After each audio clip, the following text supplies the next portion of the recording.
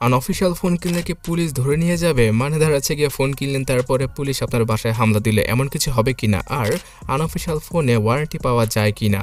এবং ফোন নষ্ট হলে কোথা থেকে ঠিক করাবেন? সবগুলো কোশ্চেনের অ্যান্সার এই ভিডিওটাতে দিয়ে দিচ্ছি।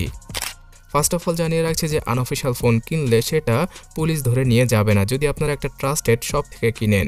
তবে সেকেন্ড হ্যান্ডভাবে যদি আনঅফিশিয়াল ফোন কিনে থাকেন বক্স ছাড়া, মানে যে বিক্রেতা আপনার কাছে ফোন বিক্রি করছে সে যদি বলে যে এটা ইন্ডিয়া থেকে এনেছি এবং আমার আইডি কার্ড সব কিছুই দিচ্ছি সিকিউরিটি হিসেবে, আপনি নিশ্চিন্তেই নিতে পারেন। কিন্তু ফোন কেনার পরে মানে কিছুদিন পরেই জানা গেল যে পুলিশ আপনাকে ফোন দিয়েছে।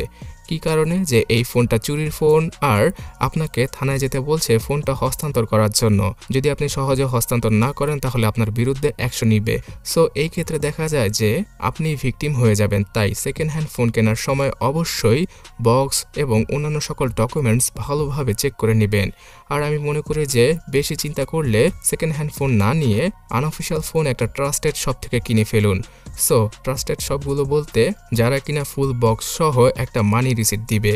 আর এই মানি রিসিটের মাধ্যমে যদি ফিউচারে এমন কোনো প্রবলেম হয় যে ফোনটা বন্ধ হয়ে গেছে অথবা এই পুলিশি ঝামেলায় পড়েছেন আপনি, তাহলে আপনি কিন্তু সেই দোকানে গিয়ে ফোনটার অর্থ রিফান্ড নিতে পারবেন। আর অনেকেই বুঝেন না যে আনঅফিশিয়াল ফোন কাকে বলে। আসলে যেই ফোনগুলো ট্যাক্স এবং ভ্যাট দিয়ে বাংলাদেশ সরকারের অনুমোদন নিয়ে বাংলাদেশে সেল করা হয় সেটাই হচ্ছে গিয়ে অফিশিয়াল ফোন। যেমন শাওমি, রিয়েলমি, ওপো, ভিভো অথবা স্যামসাং তাদের অফিশিয়াল আউটলেটে অথবা বিভিন্ন শপে এই অফিশিয়াল ফোনগুলো আপনারা পেয়ে যাবেন। এই ফোনগুলোতে সব ট্যাক্স, ভ্যাট ইত্যাদি দেওয়া আছে। বাট যে ফোনগুলো কিনা ইন্ডিয়া, দুবাই অথবা অন্য কোনো কান্ট্রি থেকে চোরাই পথে বাংলাদেশে আসে, মানে যেই ফোনগুলোতে কোনো ভ্যাট ট্যাক্স দেওয়া হয় না, থার্ড পার্টি ওয়েতে আসে, সেগুলি হচ্ছে গিয়ে আনঅফিশিয়াল ফোন। 2 বছর আগে আনঅফিশিয়াল ফোন বন্ধ করার জন্য সরকার বিভিন্ন ধরনের পদক্ষেপ নিয়েছিল, বাট একটাও বাস্তবায়ন করতে পারেনি। মানুষকে বারবার ভয় দেখাচ্ছিল যে ফোন বন্ধ হয়ে যাবে, এটা হবে সেটা হবে, কিন্তু পরবর্তীতে কিছুই হয়নি। বিকজ বড় বড় মন্ত্রী মিনিস্টাররা আইফোন ইউজ করে থাকে এবং বাংলাদেশে অফিসিয়াল আইফোন তেমন একটা পাওয়াই যায় না। এছাড়াও বিভিন্ন ধরনের রিজন রয়েছে, সেটা হয়তো আমাকে খুলে বলতে হবে না, যারা কিনা জ্ঞানী লোক রয়েছেন তারা হয়তো বুঝতে পারছেন। তো এখন কোশ্চেন হচ্ছে গিয়ে আনঅফিশিয়াল ফোন কিনলে কি সেটা বন্ধ হয়ে যাবে? না, একদমই হবে না। আপনি ফোন কিনুন এবং সিম ইনস্টল করুন।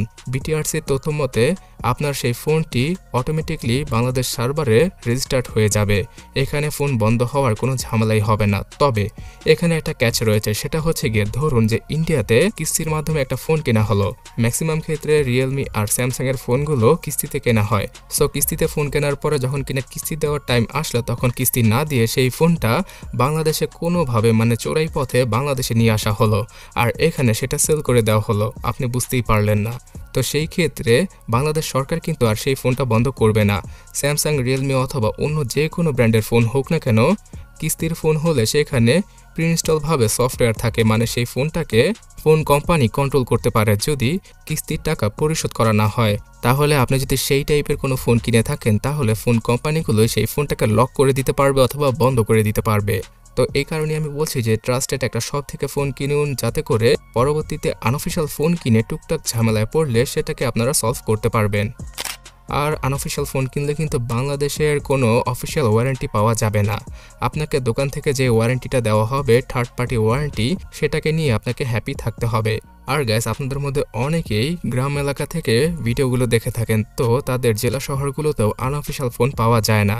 সো ঢাকার মধ্যে Jamuna Future Park, Motaleb Plaza সহ আপনারা বসুন্ধরা সিটি শপিং মলে অনেকগুলো শপ পেয়ে যাবেন যারা কিনা আনঅফিশিয়ালি ফোন সেল করে থাকে। এছাড়া মিরপুরের দিকেও আমি দেখেছি আনঅফিশিয়াল ফোন অনেক বেশি সেল হতে।